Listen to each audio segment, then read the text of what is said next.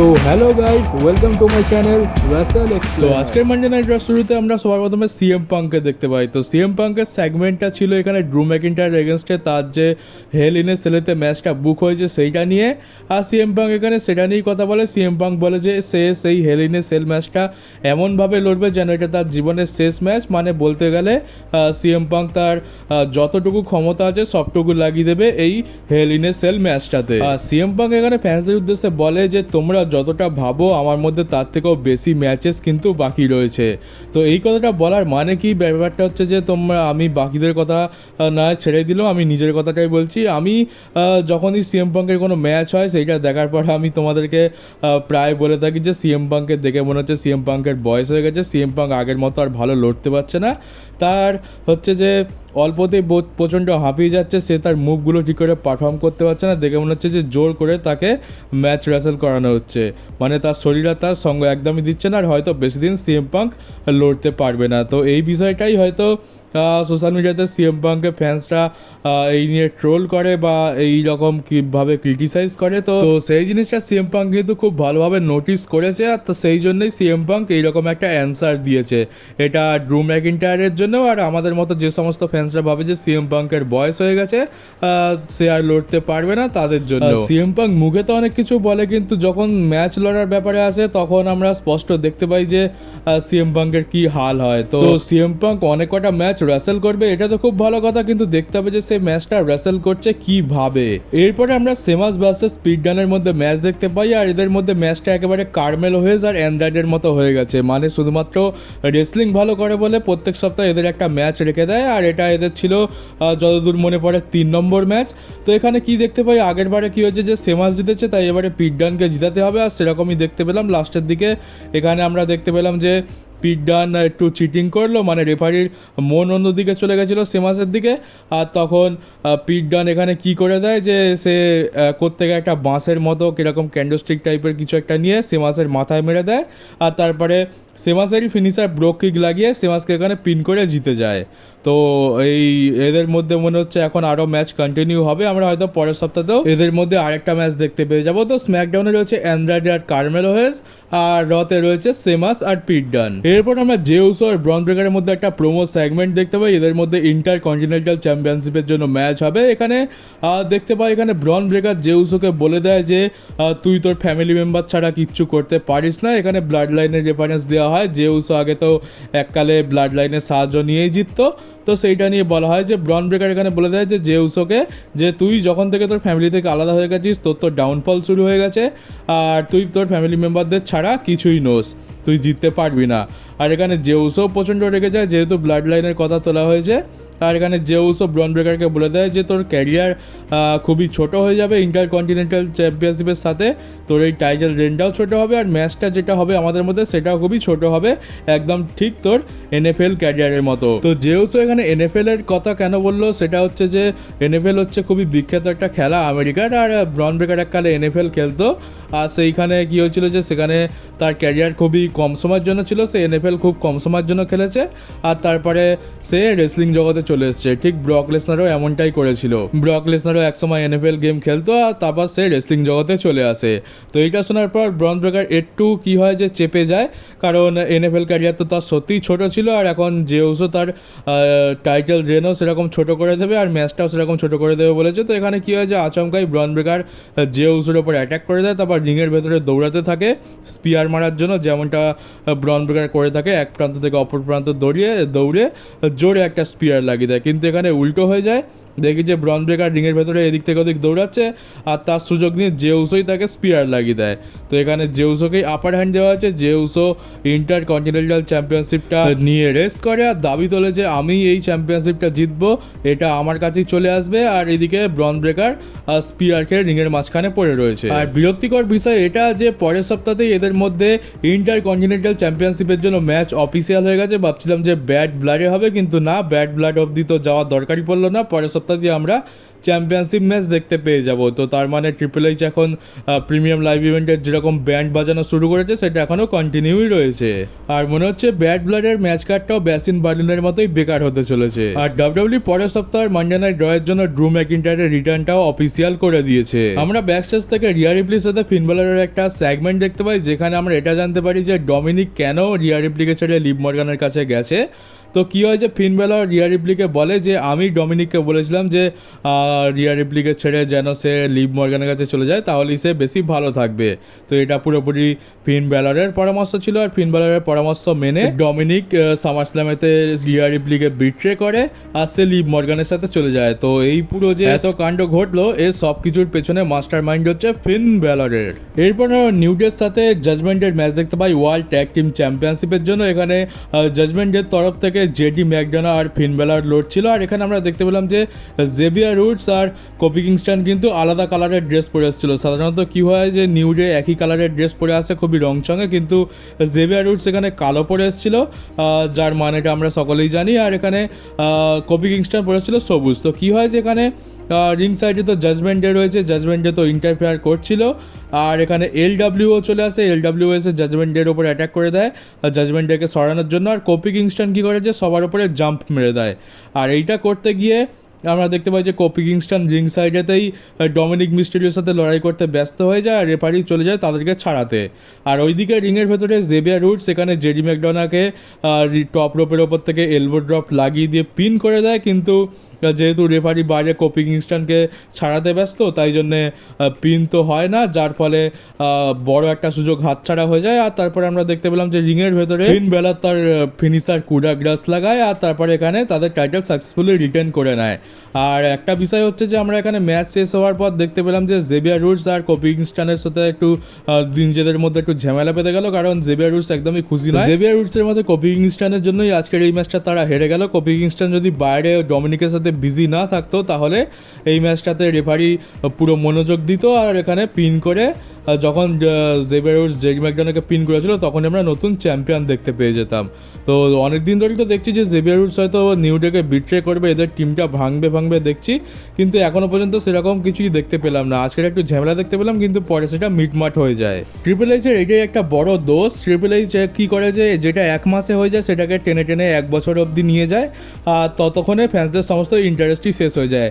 কিছুদিন আগে যখন আমরা দেখতে পেয়েছিলাম যে জেভিয়ার রুডসের হিল টার্ন হওয়ার চান্স রয়েছে তখন আমরা বেশ কিন্তু এক্সাইটেড ছিলাম, কিন্তু এখন তেমন খুব একটা তাপ উত্তাপ দেখতে পাচ্ছি না। এখন যদি জেভিয়ার রুডসের হিল টার্ন হয়েও যায় তাও ফ্যান্সদের খুব একটা কিছু যায় আসবে না। তো এইটাই হচ্ছে বড় সমস্যা ট্রিপল এইচের, টেনে টেনে সব জিনিসকে লম্বা করে। এরপর আমরা একটা ব্যাঙ্গার ম্যাচ দেখতে পাই, যেটা ছিল ব্রন স্ট্রোমান ভার্সেস ব্রনসন রিডের মধ্যে। তো এই ম্যাচে কী দেখতে পেলাম সেটা দিয়ে শুরু করা যাক। প্রথমে আমরা দেখতে পেলাম যেখানে ব্রনসন রিড দৌড়ে ব্রন স্ট্রোমানকে কর্নারে চাপতে আসছিল, কিন্তু এখানে ব্রন স্ট্রোমান সরে যায়, আর এখানে টপ রোপের টার্ন বাগাল শুদ্ধ পুরো রিংয়ের রোপ ছিঁড়ে যায়, মানে টপ রোপ তো পুরো এখানে বাতিলই হয়ে যায় আমরা দেখতে পাই। তারপর আমরা দেখতে পাই যে ব্রন স্ট্রোমান ব্রনসন রিডের মতো অত ভারী একজন সুপারস্টারকে চাগিয়ে চোখ স্ল্যাম দিয়ে দিল যেন কোনো ব্যাপারই নয়।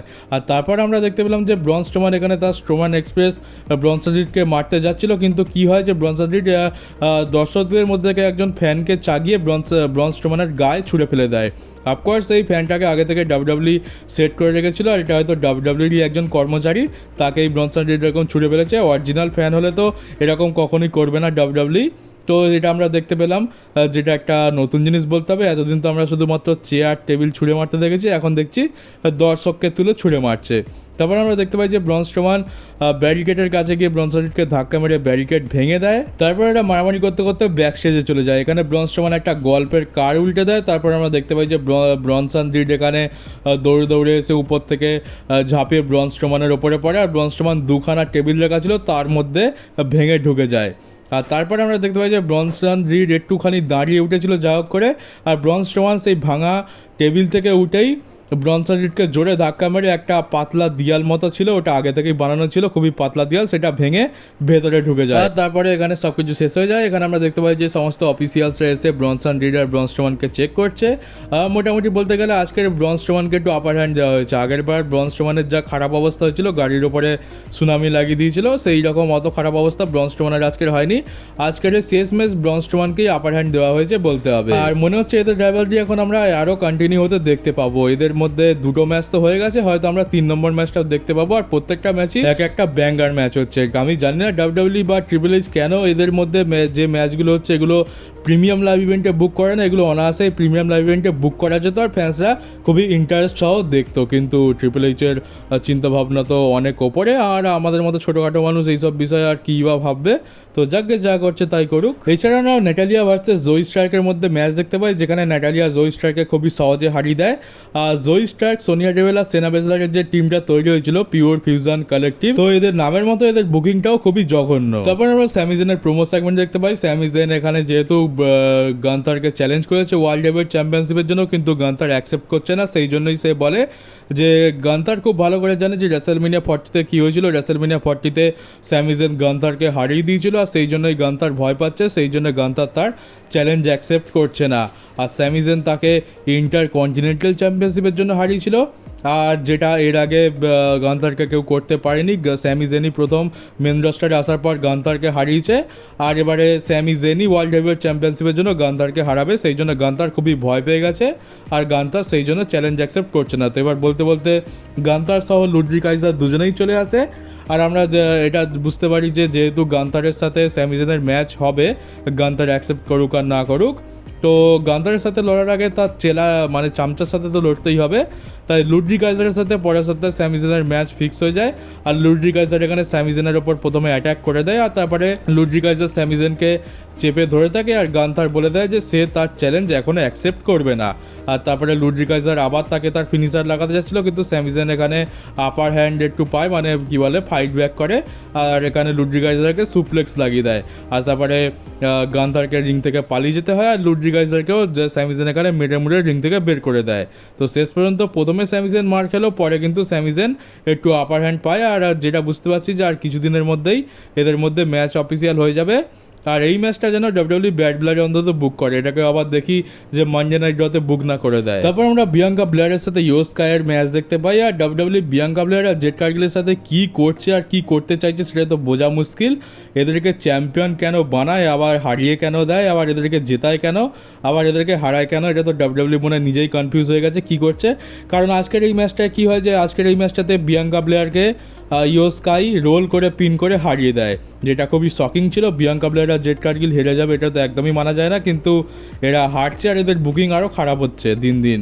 তো এখন যা বুঝতে পারছি ড্যামেজ কন্ট্রোলের সাথে বিয়াঙ্কা ব্লেয়ার আর জেড কার্গিল যে আছে এদের টিমের ফিউড শুরু হবে আর উমেন্স ট্যাগ টিম চ্যাম্পিয়নশিপের জন্য। এখানে হয়তো আমরা দেখতে পাবো যে আবার বিয়াঙ্কা ব্লেয়ার আর জেড কার্গিল হেরে গেল, আবার কদিন পর আবার এদেরকে চ্যাম্পিয়ন বানিয়ে দেওয়া হলো। তো এইটা খুবই বিচ্ছিরি ব্যাপার হয়ে যাচ্ছে, এদের ইন্টারেস্ট তো দিন দিন কমে যাচ্ছে এদের প্রতি ফ্যান্সদের।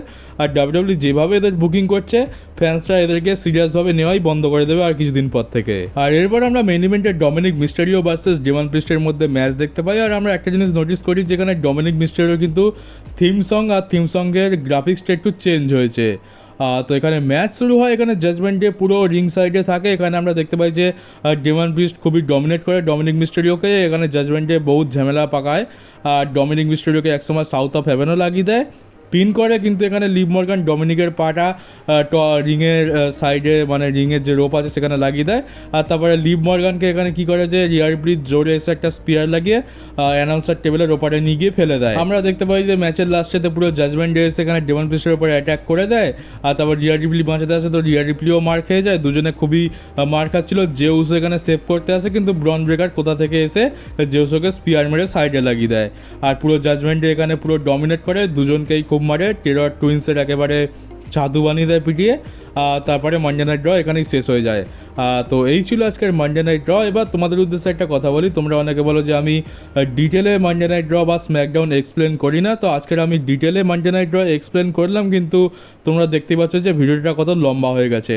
আর এবারে ভিডিও লম্বা হলে অনেকে কমপ্লেন করে যে এত লম্বা ভিডিও আমরা দেখতে চাই না।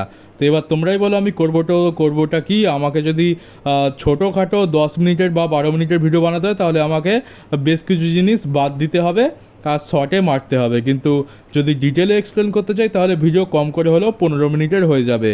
তো এবারে আমি কোন দিকে যাব সেটা তো তোমরাই বলবে, তোমরা কমেন্ট বক্সে বলো যে তোমরা কীরকম ভিডিও দেখতে চাও। তোমরা কি চাও যে আমি এরকম ডিটেলে এক্সপ্লেন করি, নাকি নম করে যাও করে ছুঁয়ে দিয়ে চলে যাব, ওইটাই তোমাদের জন্য ঠিক আছে। তো তোমরা কোনটা দেখতে চাও সেটা কমেন্ট বক্সে অবশ্যই জানিও। আর এবারে একটা বড় নিউজ নিয়ে কথা বলা যাক, যেটা রোমান রেন্স আর কোডি রোডসের টিমের ব্যাপারে আছে। সেটা হচ্ছে যে তোমরা এই স্ম্যাকডাউনটা দেখে নিশ্চয়ই খুবই অবাক হয়েছে যে কোডি রোডসকে কেন রোমান রেন্সের সাথে জোড়া হচ্ছে, এদের কেন টিম বানানো হলো, এদেরকে কেন সেম পেজে নিয়ে আসা হলো। তো এইটা তো হচ্ছে কোডির যারা ফ্যান আছে তারাও একটু অবাক হয়েছে, আর রোমানের যারা ফ্যান আছে তারা তো একদমই পছন্দ করছে না। কোডির ফ্যানদের সমস্যাটা হচ্ছে যে কোডি রোডস হচ্ছে যে এখন ডাব্লিউডাব্লিউ সব থেকে বড় চ্যাম্পিয়ন আর 1 নম্বর ফেস, তার কী দরকার পড়লো রোমান রেন্সের সাথে অ্যালাইন হওয়ার। আর রোমান রেন্সের ফ্যান্সরা তো কোডি রোডসকে একদমই পছন্দ করে না। কেন পছন্দ করে না তো আমরা জানি। রেসলমেনিয়াতে কোডি রোডসকে রোমান রেন্স হারিয়ে তার এত বড় টাইটেল রেনটা এন্ড করলো। রোমান রেন্স হাল্ক হগানের রেকর্ডটা ভাঙতে পারতো, কিন্তু সেইটা কোডির জন্য হলো না। তো ব্যাপারটা পুরোপুরি পরিষ্কার কেন এত ঝামেলা। আর এবারে আসল কারণটা হচ্ছে যে আমরা জানি যে রোমান রেন্সদের ফ্যানদের সংখ্যা কতটা বেশি। এবারে রোমান রেন্সদের ফ্যান্সরা তো কখনো কোডি রোডসকে সাপোর্ট করবে না, তারা কোডি রোডসকে হেটই করবে আর কোডি রোডসকে বু করবে। আর যেহেতু কোডি রোডস হচ্ছে এখন ডাব্লিউডাব্লিউর 1 নম্বর ফেস, তাই তাকে ফ্যান্সরা ক্রিটিসাইজ করবে, বু করবে, এটা তো কেউই মেনে নিতে পারে না। তাই রোমানদের ফ্যান্সদের ঠেকানোর জন্য রোমানের সাথেই কোডি রোডসকে জুড়ে দেওয়া হয়েছে। এর ফলে কী হবে, যেহেতু রোমানের টিমে কোডি রোডস রয়েছে, তাই কোডি রোডসকে চাইলেও রোমানের ফ্যান্সরা হেট করতে পারবে না, তাকে রোমানের জন্য কোডিকে সাপোর্ট করতেই হবে। তো দুজনে একই টিমে রয়েছে, তাই কোডির ফ্যানরাও রোমানকে সাপোর্ট করবে আর রোমানের ফ্যান্সরাও কোডিকে সাপোর্ট করতে বাধ্য। তো এই কারণে ট্রিপল এইচ এইরকম একটা প্ল্যান বানিয়েছে। কোডি রোডস এত বড় চ্যাম্পিয়ন হওয়া সত্ত্বেও তার অন্য কোনো স্টোরি লাইন না দিয়ে তাকে ব্লাড লাইনের সাথে ঢুকিয়ে দেওয়া হলো, আর এখন রোমান আর কোডিকে একসাথে দেওয়া হলো, যেখানে এদের দুজনের একসাথে আসার কোনো রকম দরকারই ছিল না।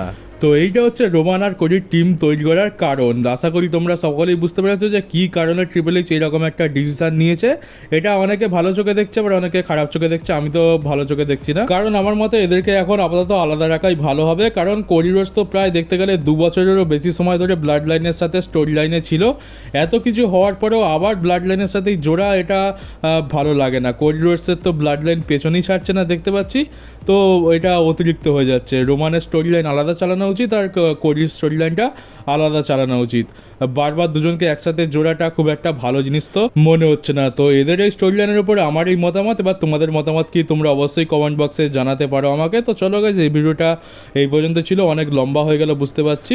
নতুন হয়ে গেলে চ্যানেলটাকে সাবস্ক্রাইব করে নোটিফিকেশন বেলটাকে অবশ্যই অন করে দিও, আর পারলে ভিডিওটাকে একটু শেয়ারও করে দিও। আর চলো গাইস, তোমাদের সাথে দেখা হচ্ছে আমার পরের ডাব্লিউডাব্লিউর একটা নিউজ ভিডিওতে।